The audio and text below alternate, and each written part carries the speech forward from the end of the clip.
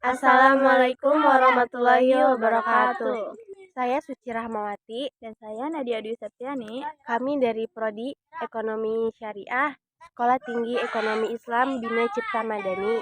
Di sini kami akan mempresentasikan hasil diskusi kami mengenai studi Islam disipliner. Langsung saja masuk kepada pembahasan. A. Pengertian pendekatan dalam studi Islam. Pendekatan dalam Kamus Besar Bahasa Indonesia memiliki dua pengertian. Pertama, proses perbuatan atau cara mendekati sesuatu. Kedua, usaha dalam penelitian untuk membangun hubungan dengan orang yang diteliti serta menggunakan metode untuk memahami masalah penelitian. Pendekatan juga dapat diartikan sebagai cara pandang atau paradigma dalam suatu bidang ilmu yang digunakan untuk memahami agama termasuk Islam. Islam dapat dilihat dari berbagai aspek sesuai dengan paradigma yang digunakan. B. Pendekatan interdisipliner dalam studi Islam. Pendekatan interdisipliner adalah metode yang menggunakan berbagai sudut pandang dalam studi seperti filsafat, sosiologi, sejarah, dan norma untuk mendapatkan pemahaman yang lebih komprehensif. Misalnya, dalam mengkaji teks agama seperti Al-Quran dan Sunnah Nabi, tidak cukup hanya dengan pendekatan tekstual, tetapi juga diperlukan perspektif sosiologis, historis, dan hermeneutik. Contoh konkret pendekatan ini dapat dilihat dalam kajian hukum aborsi dan proses atau tahap penciptaan manusia yang menggabungkan sumber agama Al-Quran dan Sunnah dengan teori embriologi. Ilmuwan klasik juga telah menggunakan beberapa teori ini meskipun mengalami perkembangan seiring waktunya. Setelah apa yang dijelaskan, dapat mengambil catatan penting. Yang pertama, perkembangan studi Islam dan pendekatannya sejalan dengan perkembangan ilmu pengetahuan. Yang kedua, pendekatan multidisipliner membantu memahami ajaran Islam secara lebih komprehensif sesuai dengan kebutuhan yang semakin kompleks. Yang ketiga dan yang terakhir adalah perkembangan pendekatan ini wajar dan penting agar agama tetap relevan. C. Beberapa pendekatan interdisipliner. 1. Pendekatan filsafat, 2. Pendekatan sosiologi, dan 3. Pendekatan sejarah. 1. Pendekatan filsafat.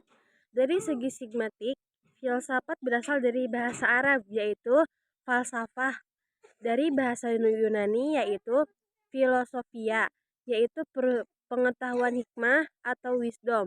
Jadi filosofia berarti cinta pengetahuan, kebijakan, dan kebenaran. Maksudnya adalah orang menjadikan pengetahuan sebagai tujuan hidupnya dan mengabdikan dirinya kepada pengetahuan.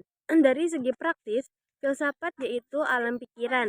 Artinya, berfilsafat itu berpikir. Orang yang berpikir tentang filsafat disebut filosof, yaitu orang yang memikirkan hakikat segala sesuatu dan sesungguh-sungguhnya di dalam tugasnya. Filsafat merupakan hasil akal manusia yang mencari dan memikirkan sesuatu kebenaran dengan sedalam-dalamnya. Dari definisi tersebut dapat diketahui bahwa filsafat pada intinya berupa menjelaskan inti hakikat atau hikmah yang mengenai sesuatu yang berada di balik objek fenomena. Contoh, pendekatan filsafat agama Islam adalah mengajarkan agar sholat berjamaah, tujuan antara lain agar seseorang merasakan hidup berdampingan dengan orang lain. Dan dengan mengajarkan puasa, misalkan agar orang dapat merasakan lapar yang selanjutnya menimbulkan rasa iba kepada sesamanya yang hidup serba kekurangan. Dapat menggunakan dekatan filosofis ini, seseorang akan dapat memberikan makna terhadap sesuatu yang dijumpainya dan dapat pula mendapat hikmah ajaran yang terkuak di dalamnya. 2. Pendekatan sosiologis. Salah satu implikasi teologis terhadap penafsiran ayat-ayat Al-Quran dan hadis sebagai contoh mengenai wanita Islam.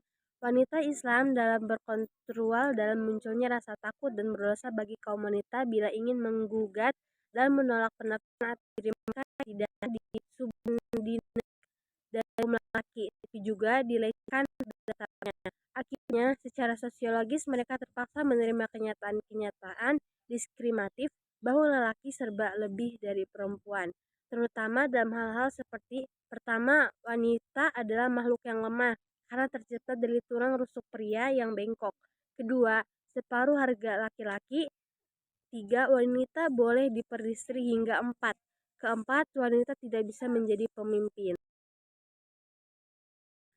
Dalam kejadian wanita, Kata nas pada surat An-Nisa ayat 1 tidak ditafsirkan Adam, seperti anggapan musafir tradisional, sebab konteks awal turunnya ayat ini tidak hanya bermaksud menolak atau mengklaim tradisi-tradisi jahiliyah yang masih menganggap wanita sebagai makhluk yang rendah dan hina, tapi juga sekaligus mengangkat hakikat dan martabat mereka, sebagaimana terlihat pada ayat yang sesudahnya.